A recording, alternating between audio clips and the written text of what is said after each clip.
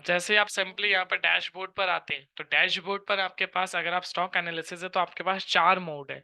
अगर आपको कोई भी एक स्टॉक एनालिसिस करना है, सबसे पहला मोड आपके पास यहाँ पर 5 मिनट, 15 मिनट, 80% ऑल अबव और रिलेटिव स्ट्रेंथ, ये 3 टॉपिक्स होते हैं, जिसमें 5 मिनट और 15 मिनट ये इंट्राडे का आप अगर ब्रैकेट में आए देखेंगे तो सिंबल है। तो 5 मिनट के अकॉर्डिंग जो स्टॉक अप साइड है वो यहाँ पर आपको देखने को मिलेंगे, नेगेटिव साइड में ये रहे।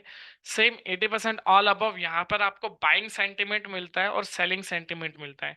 जहां पर बाइंग सेंटिमेंट 80% से ज्यादा होगा वो यहाँ पर आपको देखने को मिलेगा, और जहां सेल सेंटिमेंट ज्यादा होगा यहाँ पर आपको देखने को मिलेगा।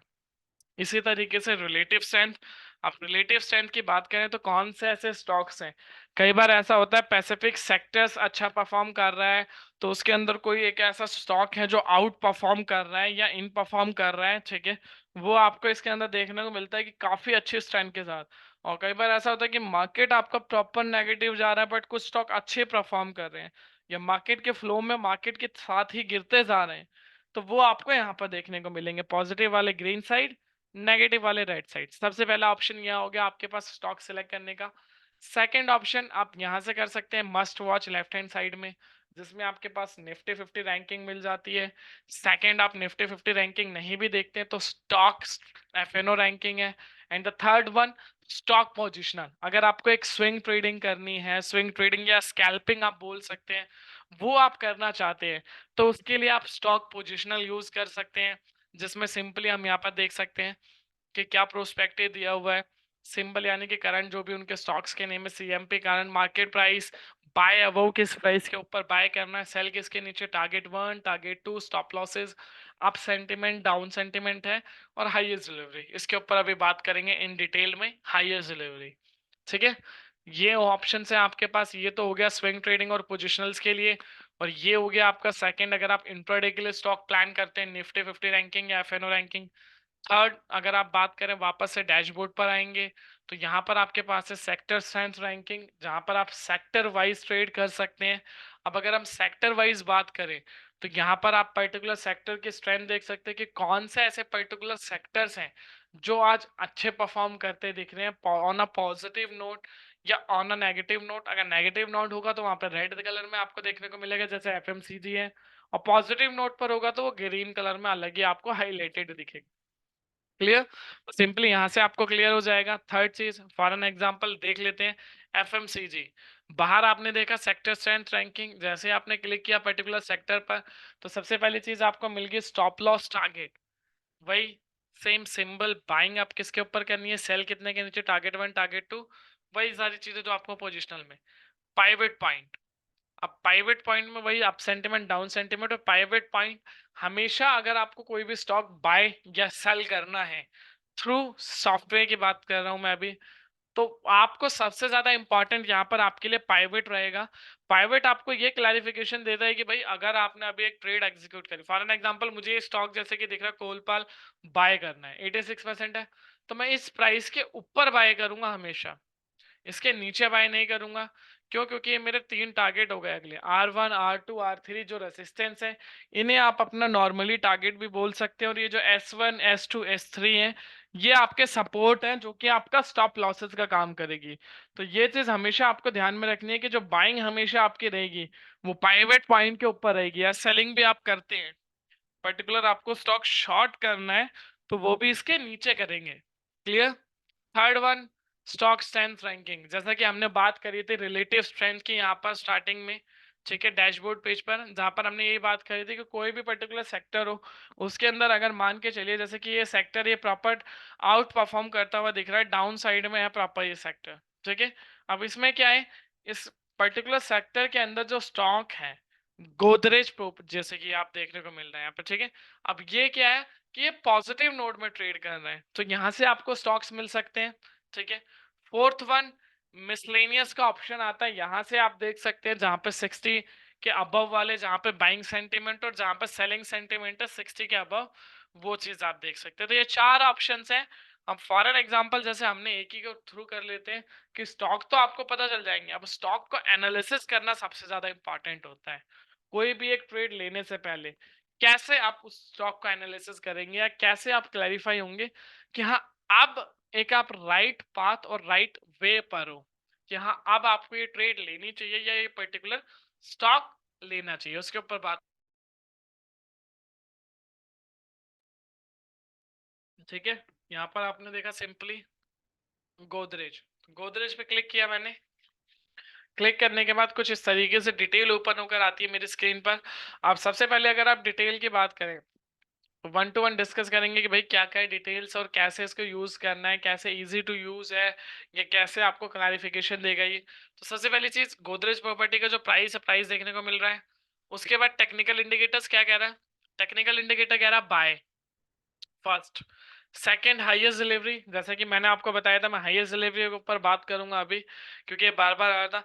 अब हाईएस्ट डिलीवरी का मतलब है यहाँ पे हाईएस्ट डिलीवरी के नीचे लिखा आ रहा है 1210.15, यानी कि सबसे ज्यादा लोगों ने इस प्राइस पर इस स्टॉक को बाय किया है। पिछले 30 दिन की हम बात करते हैं, हमेशा हिस्टोरिकल डेटा आपको देखने को मिलता है स्टॉक्स के अंदर। कहाँ से आप देख सकते हैं, उसके लिए आपको डिलीवरी के कॉलम में आने, सेकंड लास्ट जो ऑप्शन है डिलीवरी, इस पर जैसे ही आप क्लिक करेंगे आप पिछले 30 दिन का डेटा देख सकते हैं। क्लियर। अब जैसे मैंने यहाँ गोदरेज जेपी पे क्लिक किया, अब मेरे पास डिटेल आ गई यहाँ पे पिछले 30 दिन में किस प्राइस पर ओपन हुआ, क्या लो, क्या हाई, क्या वॉल्यूम, क्या डिलीवरी में क्वांटिटी उठ रही है। तो पिछले 30 दिन में अगर आप देखेंगे तो पिछले 30 दिन का जो ओपनिंग हाई प्राइस है वो है 1280 रुपये। पिछले 30 दिन का जो हाई प्राइस था इसका, ठीक है, जो पिछले 30 दिनों का हाई लगाया इसने वो 1282। पिछले 30 दिनों में जो लो प्राइस है वो है 1175, और पिछले 30 दिनों का जो हाई क्लोज प्राइस था वो तो 1273। अब अगर डिलीवरी की बात करें तो 26 मार्च को सबसे ज्यादा लोगों ने बाई किया, वॉल्यूम भी सबसे ज्यादा थी और डिलीवरी भी सबसे ज्यादा निकल कर आई। इसलिए 1210 अगर आप देख रहे हैं क्योंकि हाई प्राइस था उस दिन का, तो इट मीन सबसे ज्यादा लोगों ने इस दिन 26 मार्च को इस स्टॉक को बाय किया। अब सिंपली एक प्रोस्पेक्टिव होता है, आप एक गोल देख के चलिए कि अगर आप सबसे ज्यादा पैसा, क्योंकि यहाँ पे बात डिलीवरी की हो रही है, यहाँ पे बात इंट्राडे की नहीं हो रही है। अगर लोग इस पर्टिकुलर स्टॉक को डिलीवरी में बाय कर रहे हैं, चाहे वो स्कैल्प करें या स्विंग करें, एटलीस्ट 2 दिन 3 दिन के लिए तो बाय करेंगे। तो उनका फ्यूचरिस्टिक गोल क्या हुआ कि आने वाले टाइम में ये स्टॉक पॉजिटिव नोट पे ट्रेड करता दिखेगा और अपर एक इसके अंदर मूव आएगा। अब वो शॉर्ट टर्म वाले भी होंगे इसके अंदर, लॉन्ग टर्म वाले भी होंगे इसके अंदर, एफआईआई भी होगा इसके अंदर, डीआईआई भी होगा इसके अंदर, सारे होंगे। बट ओवरऑल क्या स्ट्रक्चर इसका निकल कर आ रहा है कि बाई हुई है सबसे ज्यादा डिलीवरी में क्वांटिटी, तो इट मींस आने वाले टाइम में पॉजिटिव नोट रहेगा ये स्टॉक। ठीक है, क्लियर।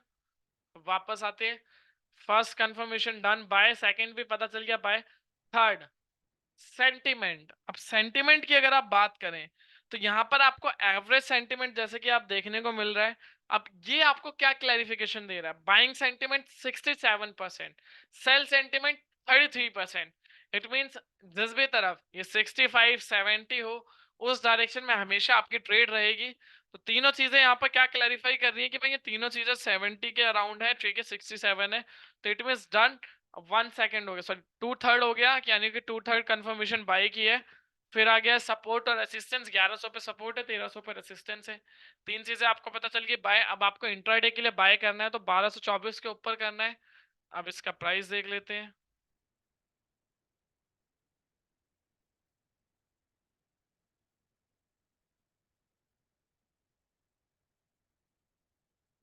गोदरेज कंज्यूमर आ गया प्रॉपरली, 1257 वही इसका क्लोजिंग प्राइस है।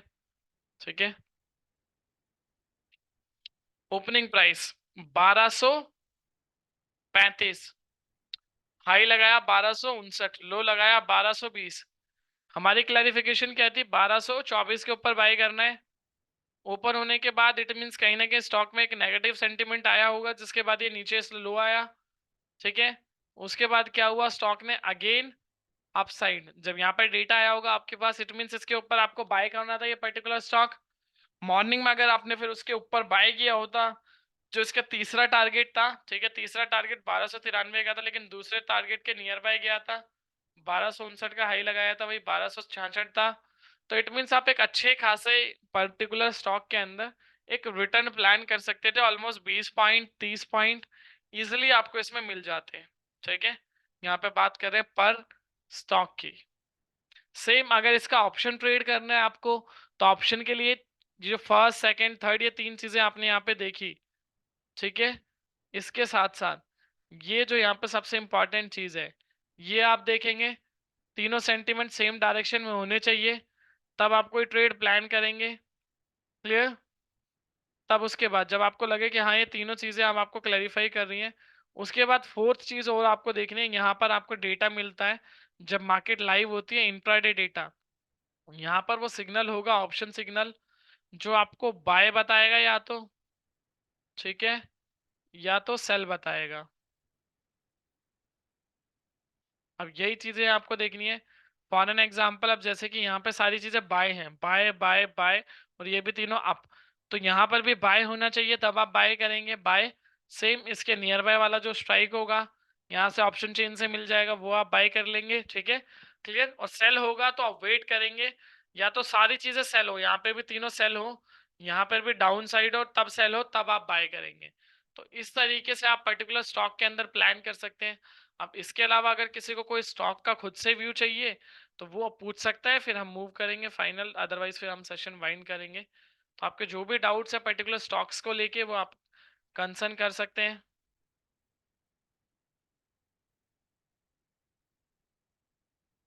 अगर किसी पर्टिकुलर अनदर स्टॉक्स का आपको व्यू चाहिए तो वो भी आप पूछ सकते हैं ओपनली, हम उसके ऊपर भी डिस्कशन करेंगे। या और किसी आपको कुछ स्टॉक्स के अलावा कुछ व्यू चाहिए तो अब आप पूछ सकते हैं। अब हम क्यू एन ए सेशन यहाँ से गो थ्रू कर रहे हैं, आपके जो भी डाउट्स रहेंगे ड्यूरिंग द सेशन हम उसके ऊपर डिस्कशन करेंगे।